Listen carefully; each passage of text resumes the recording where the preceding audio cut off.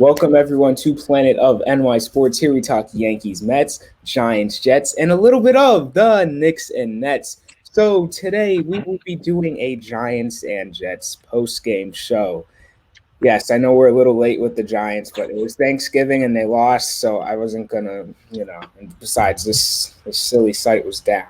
Now, anyways, let's talk about the Giants' loss to the Cowboys. So Alex, do you want to maybe take it away here? Well, as expected, we lost on Thanksgiving, which, I expected us to lose. We didn't really stand a chance in that game, especially with the defense of the Cowboys and the fact that we had no defense. But it was honestly closer than I expected it to be. 28-20, I will take that. I'd honestly rather have that than, 43. But anyway, I'll take it. It wasn't the best game for us, but it could have been worse. Yeah, for sure. So let's just examine a few things here. I guess maybe some positives and negatives. Positive. I guess we were leading in the first half, so that was nice. We were expecting a blowout. They actually kept it competitive, shockingly. I can't really think of any more positives after that. It was just Dallas. First half was good, and the second half we Dallas is just way more talented than us. What more is there to say about it? It's just, I mean, there's a lot of penalties and stuff too, where I was kind of like, come on, but it's very frustrating with the Giants. I don't know what to say because next week you have a big game against Washington, who is now 7-5. That if we lose that game, I'm not liking our playoff chances, to be honest. So I guess another note next week, 4 Giants should be able to return, which is Bellinger, one of our guards, and Aziz. He should be back too. So, and Evan Neal. So those are going to be big because this is, like I said, this is a must-win game for the New York Giants. If we want to make the playoffs, this is a must-win game. We have to win this game. If we lose this game and fall to 4th place, I'm not liking our chances anymore. Alex, do you have any thoughts on that? Well, I think something that will definitely be a big addition back is definitely Danny Bellinger. I mean, he was a really good tight end for the time that we had him, and that injury, took him out. And I feel like with him back, it might spark our offense a lot more. Yeah, for sure. So also, I guess we could talk about the depleted secondary and stuff like that. One thing I just didn't get why our defensive coordinator, we kept playing man and stuff. It didn't make any sense, especially when most of your cornerbacks are out. Basically, your whole entire secondary is out. What are you doing? What are you doing? Play some zone, because we just kept getting torched because we didn't have a lot of pass rush. And Kayvon Thibodeau, I mean, he's been good. He's been getting some pressures and stuff, but he's still the sacks. It's where's the sacks? So I mean, it's very tough. But I don't understand, why are we playing man so much? Why? We have Xavier McKinney's out, Adoree Jackson's out, Fabian Moreau's out, and what are we doing? What are we doing? And then we let Dalton Schultz score 2 touchdowns. Come on. Are we serious here? Dalton Schultz, the tight end for the Cowboys? Are we being serious here? You just playing man. No. Can you guys just play some zone maybe? What do you think about that, Alex? Yeah, I mean, it wasn't definitely the smart decision, especially when you had people like CeeDee Lamb torching up our defense, and he would get all these completions and these crazy catches. I mean, you saw that catch in the end zone. That was insane. But we need to run more zone. I feel like the man was too much, and continuously they would just expose us in our defense. So it was really kind of useless. Yeah, for sure. And then Michael Gallup too, especially in the first half, I was like, what are we doing? Oh, yeah, he was come on. The guy hasn't really done anything like a whole lot this year, and he easily had his best game against us. I don't get it. It's starting to get really frustrating now.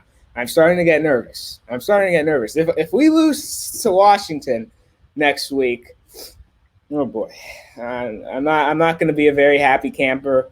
There's probably going to be a big rant video depending on what happens. But still, Daniel Jones, he's like, there,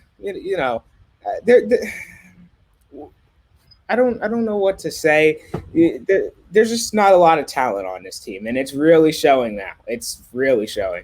And OBJ, dude got kicked off a plane today, so I don't know what's up with that. But that sounds perfect for a Dallas player. So I think he will be going to Dallas, especially you didn't win that game. I don't see why he would come here, to be honest. So anyways, I guess we're done talking about the Giants, and we can talk about the New York / New Jersey team that won today, which is your New York Jets, baby. New York Jets. Let's clap it up. For the New York Jets. Mike White, baby. Mike White. Alex, do you want to talk about Mike White? I mean, what more can't you say about him? He had 315 passing yards with 3 touchdowns, which is one less than Zach Wilson has had the entire season, with a 78.6 completion rate. I mean, I watched partially. I watched a partial part of the game, and I mean, I feel like the energy was different too. It was a lot better, and his throws were a lot more accurate. He had it going for him, and I see why they would put him over Zach Wilson. I can see that now, and I feel like Zach Wilson needs to see this and learn what he needs to do better and recuperate. Yeah, but to be honest, at this point, I don't even know if Zach Wilson's going to play again. We don't know that. I'm not so sure after seeing what Mike White just did, because and you notice there's a big difference. The Jets' offense was actually moving for once and stuff like that. They were moving the ball, they're moving down. With Zach Wilson, that doesn't happen as much. So it's actually nice to see and stuff. Usually earlier in the season, the Jets, their running game, when they had Breece Hall and stuff like that, it was that's how they were moving down the field. But then once he got hurt and stuff, and Zach Wilson started to really get exposed. And to be honest, I don't think Zach Wilson is going to start another game this year. I don't think he is. Mike White, he's gonna start next week. He's gonna start next week. Now let's just talk about why the Jets won. So I mean, like I said, I think it's pretty obvious here. It's Mike White. It's Mike White. He had the best game by any Jets quarterback this year. I don't think that's saying much, but still. So let's give you some stats here. He was 22 of 28 for passes for 315 yards and 3 touchdowns. And he had no picks. No picks. Take notes, Zach. Take notes, fella. Let's see. What else? Oh, he had a 149.3 passer rating. That is really good. And Elijah Moore did good. He before he was complaining, requesting trades, blah, blah, blah. And now all of a sudden, he's getting the ball. He scores a touchdown. I think Zach Wilson was the problem. I think he was the problem. What do you think about that, Alex? Yeah, he definitely was. I mean, you could tell definitely, even just from the energy of the team. I mean, everything felt better. Even their defense, they played well. They didn't have to, rely on some quarterback to do good because they knew Mike White was going to do good. Yeah, for sure. Now, if you're the Jets, you have a pretty rough next few games, or next 2 games, I would say, which is you're going to Minnesota and then you're going to Buffalo. Those games are not going to be easy. One, we can talk about the Minnesota game. I'm not feeling so confident with the Jets, but who knows? That defense, maybe they'll shut down the Vikings offense. You never know. But it's going to be tough for the Jets. And like I said, the Bengals and the Ravens have the tiebreaker over them, so that's definitely a big factor. Because like I said, a week ago, they were gonna have to win that game against the Patriots, because the Patriots, they have the tiebreaker too. So if anything happens with them, so you're in a tough spot if you're the Jets. And in my opinion, you have to win one of these games before you face the Lions, which it's not going to be an easy game, but it's still going to be pretty challenging. But I think the Jets defense, they're playing at home, so I think they'll get it done. But who knows with the Lions? The Lions are so unpredictable. And then the Jaguars at home. So those two, if you can win those 2 games, you're already at 9 wins. So, but then you have two more tough games after that to end the year, which is you're going to Seattle and then you're going to Miami. Those are very tough games, which is why I said you're going to have to win either this Viking game or this Bills game. If you can sweep the Bills, that would be big, but I doubt that's going to happen. But hey, you never know. But if you're the Jets, you probably want to go 11-6 at this point because, like I said, if you're 10-7, and let's say the Patriots are 10-7, or the Bengals are 10-7, or the Ravens, they have the tiebreaker over you. So you're in a very tricky spot. How do you feel about that, Alex? Yeah, they're definitely going to need to win at least one of these games because I feel like against Minnesota and against Buffalo at home is definitely going to be tough games. And, with a talented offensive, you have Justin Jefferson on the Vikings, Kirk Cousins, and then on the Bills you have like Josh Allen, Stephon Diggs. They're very talented, and I think if they can walk them down and if they can score on offense and do it efficiently, then they should be able to knock down at least one of the games. Yeah, for sure. So now I guess we can also talk about what Robert Saleh had to say about Mike White's performance. He said he made the easy look easy. I think that is definitely a shot at Zach Wilson because, like we saw, he couldn't make the easy plays. He couldn't. So I like I said, I think Mike White is definitely starting probably for the rest of the year, unless he either gets hurt or he, falls on his face somehow. But I just, like I said, I think you really need to win either this Minnesota game or this Buffalo game. Because, like, let's say you don't win that, you're 7-6. So it's kind of like, okay, you're 7-6. You're probably going to need to go 11-6 if you definitely want to make the playoffs. You probably are.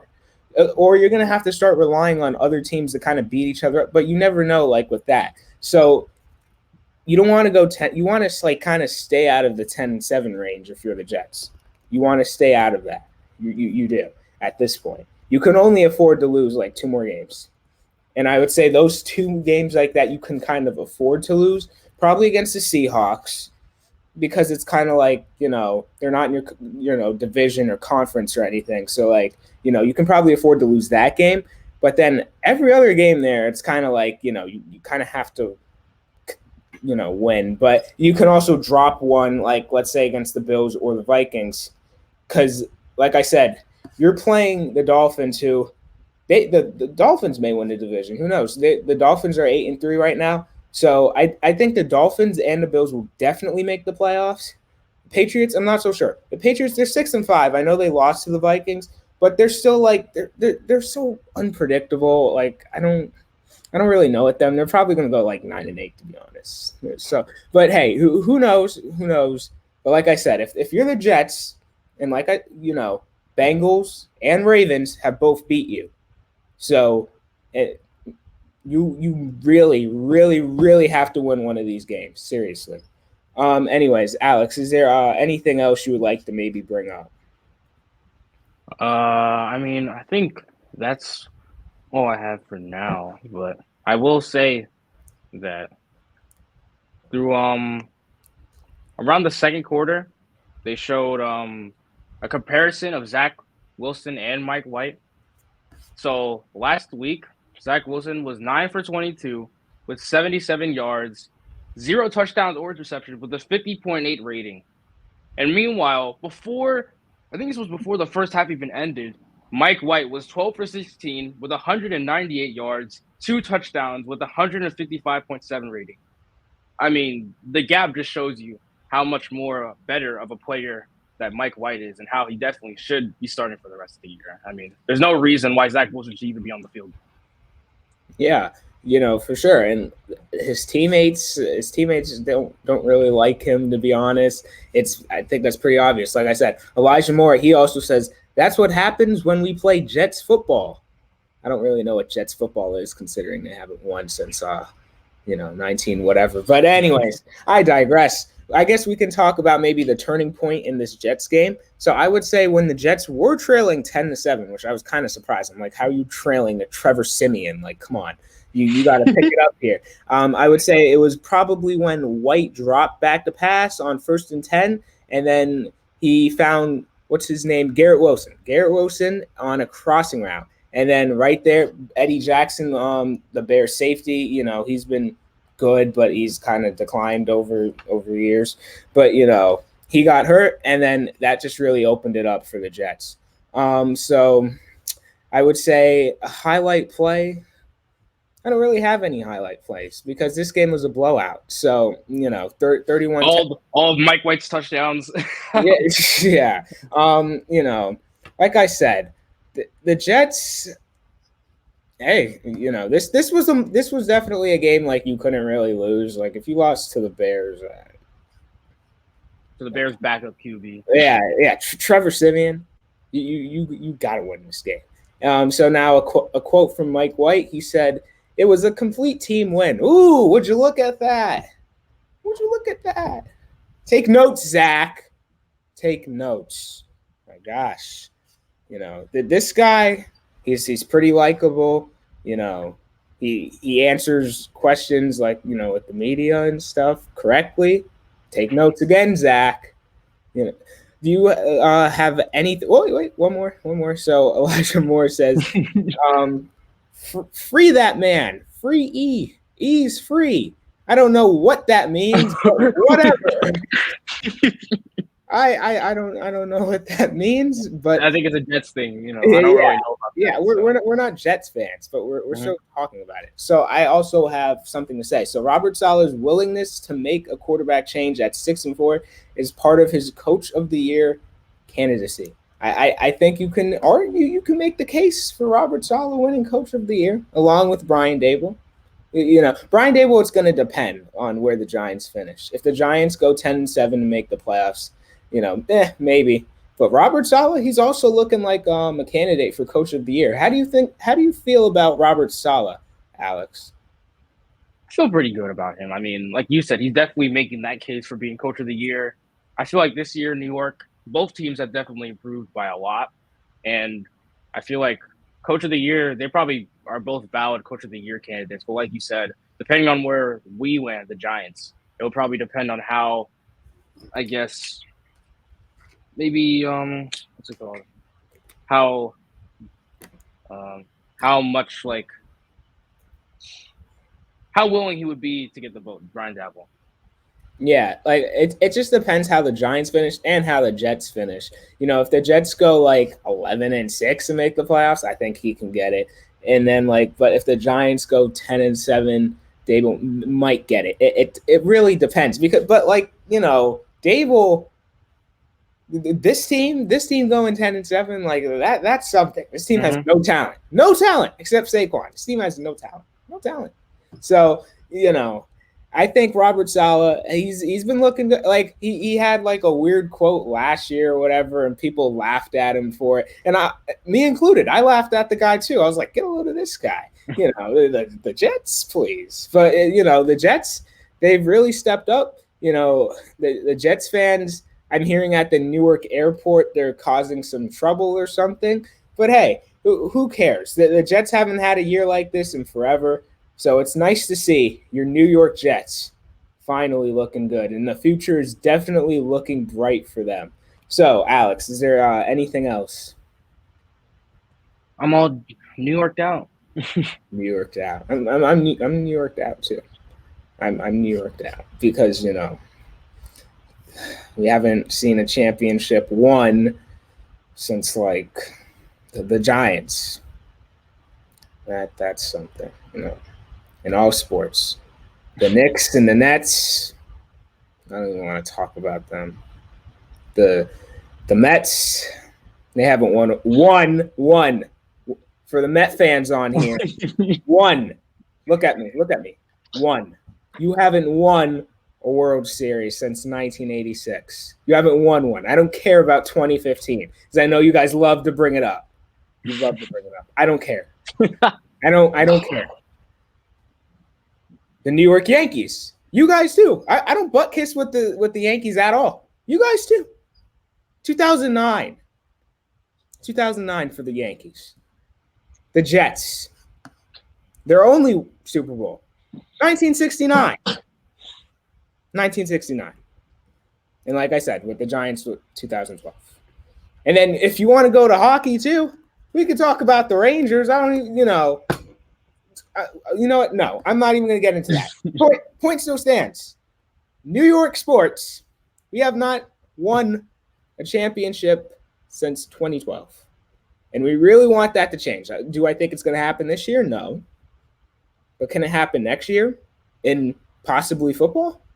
Yes, it can. And I never thought we'd be saying that this year, especially with both of these teams. The Jets, if Mike White is legit, next year they may be a Super Bowl contenders, especially with that defense. And if they just, get one more big stud or something, you never know. And then with the Giants, I'm not really sure with the Giants. They need more talent. We'll see what happens in that offseason. But still. Now, I just want to go back to the Giants here real quick. We could just talk about their schedule, the Giants schedule, because we talked about the Jets schedule. So, like I said, Washington, you have to win this game. You have to win this game at home against Washington. Have to. If you don't win this game, that's it. That may be it. Unless you're gonna go ahead and win like 2 games we don't expect you to win, which I'm not sure the Giants can do. I'm not sure. We certainly don't have the talent for that. But we then have the Eagles at home. That's gonna be really tough. The Eagles, but the Eagles, they're not. See, I don't want to say, oh, they're not as good, and then they come and then they blow us out 38-10, and so I'm not going to say that. But Jeff Saturday almost beat the Eagles, so I mean, they're not unbeatable, but still, you're going to have to win this Washington game because after the Eagles, you have Washington again, and Washington, mind you, has a bye week after we face them next week, and so they're going to we're going to face them. They're going to go, and they're just going to prepare against us again. So probably while we have the game. So yeah, exactly. That who was making the schedule? That's just that's just messed up. Jeff Bezos is making the schedule to buy out the Commanders. Jeff Bezos needs to buy the New York Yankees. He needs to. If you're watching. Yeah, if you're watching, Jeff, you need to buy the Yankees. Seriously. Now, anyways, also after the Commanders, you have the Vikings in Minnesota. I'm not sure if we're going to win that game. With our depleted secondary, if we don't have our secondary back for that game, we're not winning. We don't have a chance. We don't have a chance. But hey, who knows? The Giants, like I said, I predicted it too. I said, this is going to be a blowout, blah blah blah blah. And to be honest, even though it was 28-20, it didn't feel that close. During the second half, after Saquon couldn't convert on that 4th and 1, I turned the game off. I couldn't watch after that. I was just like, well, you kind of had the feeling that was it after that. So, anyways, like I said here, the Vikings, and then you have the Colts at home. If you can't win that game, you're done. You're done. Because if you're the Giants, we're in such a got to make the playoffs now. Because you can't tank for a QB. You're not doing that. You can't do that unless you're gonna trade your pick. But don't trade up. Don't trade up at this point. So, like I said, you're too good. You're too good to get a QB in this draft. So you're gonna have to really just push and then try to go for 10-7, and hopefully that gets you into the playoffs. You need 3 more wins, Giants. 3 more wins. You go ahead. This Washington game, this is probably the most must-win game of the year. I think it is. Because if we lose this game, we go to 4th place. It's not looking good.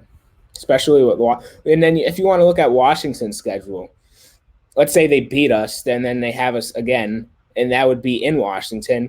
Then they have the 49ers, okay, and then they have the Browns with, like I said, Deshaun, Sean Watson, whatever. And then they face the Cowboys.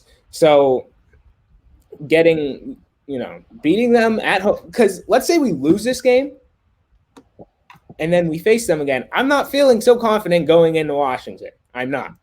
And if we get swept by Washington, if you guys get swept by Washington, we're done. We're done. And I will be going on an all-time rant if the Giants get swept by Washington. Alex, do you have any thoughts on the Giants' schedule? Yeah, Washington is definitely a must-win game. I feel like the Eagles after. I don't like our chances in that because I mean, even though the Colts game was close, the Eagles still came out and won. So I don't really like our chances in that. At Washington, I don't know about that one either. Vikings, like you said, with our secondary, we're probably not even gonna have a chance at that game. Colts, we have to win, and I think we can win that. But like then the Giants, they're gonna keep it competitive, and then I don't know what's gonna happen after that. And then Eagles at the Eagles, at that point, I don't know who they're gonna be playing. So I don't know if they're gonna be playing their starters or not. So it really depends on who they play for that one. I feel like. Yeah. If the Eagles aren't playing their starters, then you have to win that game. But it would not surprise me in the slightest if the Eagles basically go ahead and say, we don't want you guys in the playoffs. We still hate you. They're a division rival. So I can see the Eagles going ahead and, giving us the shaft yet again to try to block us from getting to the playoffs. I can see it. Their starters are probably going to at least play the first half, depending on this. They're definitely going to play the first half because let's say they do get the first seed, they're going to be like, okay, we don't want our guys to be rusty and stuff, with that whole week of not playing. So we'll have them, play in the first half or whatever. But I can see them playing for the whole game. It would not surprise me if we see Jalen Hurts in that second half. And if we do, gosh, this is going to be really tough. Because like I said, the Giants are now going to have to win probably 2 games we don't expect them to win, maybe. I'm expecting them to beat Washington at home. I think they will. I think it'll be very, very close. That's a game but a game I don't expect them to win is like the Minnesota game, probably when we face the Eagles the first time, and then maybe Washington at Washington. I'm not sure if I expect them to win that game. So they're going to have to win at least 2 of those, especially even if you beat Washington at home. So the Giants, you really don't want to be 8-9. You don't want to 9-8. I'm not even sure if 9-8 is going to get you in because, you look at the Seahawks, they have the tiebreaker over us. And then, depending on what happens against Washington, you really, really, really, really have to go 10-7 to make it. So, Alex, is there anything else you want to talk about before we end it here? We covered everything. Yeah, for sure. For sure. New York Giants lose 28-20. And your New York Jets, Mike White, baby, 31-10. New York Jets. W. New York Jets. Let's go Jets. Gangrene. No. Anyways, if you guys could just do me a favor, hit that like button and hit that subscribe button, and we'll see you in the next video. Planet of NY Sports. Peace.